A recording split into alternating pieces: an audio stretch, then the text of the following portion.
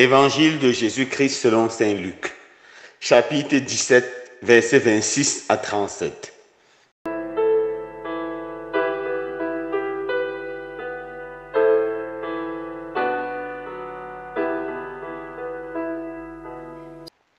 En ce temps-là, Jésus disait à ses disciples: comme cela s'est passé dans les jours de Noé, ainsi en sera-t-il dans les jours du Fils de l'homme. On mangeait, on buvait, on prenait femme, on prenait mari, jusqu'au jour où Noé entra dans l'arche et où survint le déluge qui les fit tous périr. Il en était de même dans les jours de Lot. On mangeait, on buvait, on achetait, on vendait, on plantait, on bâtissait. Mais le jour où Lot sortit de Sodome, du ciel tomba une pluie de feu et de soufre qui les fit tous périr. Cela se passera de la même manière le jour où le Fils de l'homme se révélera. En ce jour-là, celui qui sera sur sa terrasse et aura ses affaires dans sa maison, qu'il ne descende pas pour les emporter. Et de même, celui qui sera dans son champ, qu'il ne retourne pas en arrière. Rappelez-vous la femme de Lot, qui cherchera à conserver sa vie, la perdra, et qui la perdra, la sauvegardera. Je vous le dis, cette nuit-là, 2 personnes seront dans le même lit. L'une sera prise, l'autre sera laissée. 2 femmes seront ensemble en train de moudre du grain. L'une sera prise, l'autre sera laissée. Prenant alors la parole, les disciples lui demandèrent: où donc, Seigneur? Il leur répondit: là où sera le corps, là aussi se rassembleront les vautours. Acclamons la parole de Dieu. Louange à toi, Seigneur Jésus. Alléluia, Magnificat, mon âme loue le Seigneur. Alléluia, Magnificat, béni soit Dieu mon Sauveur. Chers frères et sœurs bien-aimés, l'évangile de ce jour découle de celui d'hier. Hier, le Seigneur nous parlait du royaume des cieux. Du royaume des cieux qui viendra à l'improviste, d'où la nécessité d'être prêt. Et ce royaume ne sera pas matériel, mais spirituel. Et ce royaume est déjà là, car Jésus est au milieu de nous. Aujourd'hui, Jésus continue à nous parler du royaume des cieux qui va arriver à l'improviste. Et il nous invite à ne pas nous laisser distraire par la vie, car la distraction peut nous faire perdre le royaume des cieux, perdre la vie éternelle avec Dieu. La vie sur la terre peut être belle, souvent même très belle, si bien qu'on n'a plus le temps de penser à Dieu, de penser au monde spirituel. Et il prend des exemples, 2 exemples très beaux. Premièrement, il prend l'exemple de Noé.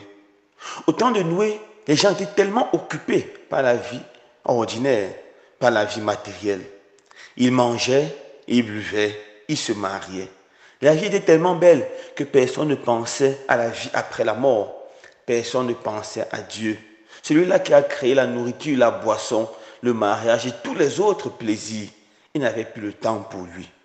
Et même lorsque Noé les a interpellés en bâtissant l'arche, ils n'avaient pas le temps de voir ou d'entendre cette interpellation. Ils étaient tellement occupés à jouir des plaisirs de la vie. Et finalement, un jour, Noé est entré dans l'arche et le déluge est descendu et a fait périr toutes ces personnes. Le deuxième exemple est similaire au premier. C'est au temps de Sodome et Gomorrhe. Au temps de Sodome, les habitants mangeaient, ils buvaient, ils se mariaient, ils donnaient leurs femmes en mariage, ils vendaient, ils achetaient, ils construisaient, etc., etc. La vie était belle. Mais aussi, nous savons tous le péché qu'on appelle la sodomie, ce péché grave. Aussi, ces gens, en plus de jouir des plaisirs de la vie, allaient dans les plaisirs contre nature, des choses abominables aux yeux du Seigneur. Et c'est à cause de tout, la beauté de la vie et le péché qui a envahi leur cœur, qu'ils ont totalement oublié de se tourner vers Dieu, de s'occuper de Dieu. Finalement, le jour où Lot a quitté la ville, une pluie de feu et de soufre est descendue et a détruit toute la ville. Et même la femme de Lot qui s'est retournée pour regarder, a été transformée en une statuette de sel. Elle a péri également. Voilà ce qui se passera au jour du Fils de l'homme, ou mieux encore, au jour de notre mort. Nous devons nous arrêter ici, nous poser la question, est-ce que les plaisirs de la vie nous rendent distraits, nous font ne plus avoir le temps de Dieu? Une façon très simple de savoir si nous nous sommes laissés envahir par les plaisirs de cette vie, c'est de regarder si nous avons le temps pour Dieu. C'est un mot classique dans la bouche de beaucoup de personnes. Mon frère, est-ce que tu étais à la messe le dimanche? Je n'ai pas le temps. Est-ce que tu pries souvent? Je n'ai pas le temps. Est-ce que tu fais un groupe en paroisse? Est-ce que tu t'occupes des affaires de Dieu? Je n'ai pas le temps. Je n'ai pas le temps. Si tu n'as pas le temps de t'occuper de Dieu, mon frère, ma soeur bien-aimée, le royaume des cieux te surprendra très certainement. La deuxième partie de cet évangile qui découle de la première est très simple. Jésus dit, 2 personnes seront dans le même lit, une sera prise et l'autre laissée. 2 femmes seront en train de moudre du grain, une sera prise et l'autre sera laissée. Ici, c'est pour nous faire comprendre quelque chose de très simple.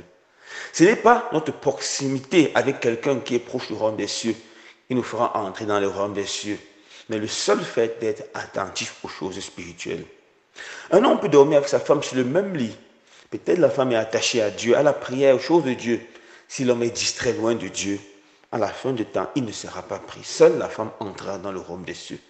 Ce n'est pas notre proximité avec le prêtre ou même l'évêque qui nous fera entrer dans le royaume des cieux. Non, non, non.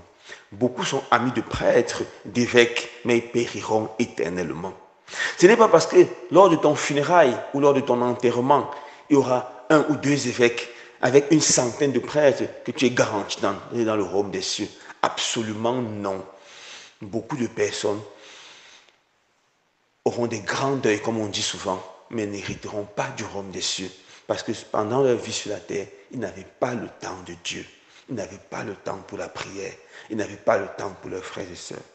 Alors, frères et sœurs bien-aimés, l'interpellation de ce matin est grande. Trouvons le temps pour Dieu. Trouvons le temps pour nous occuper des affaires spirituelles. Trouvons le temps pour sanctifier notre âme.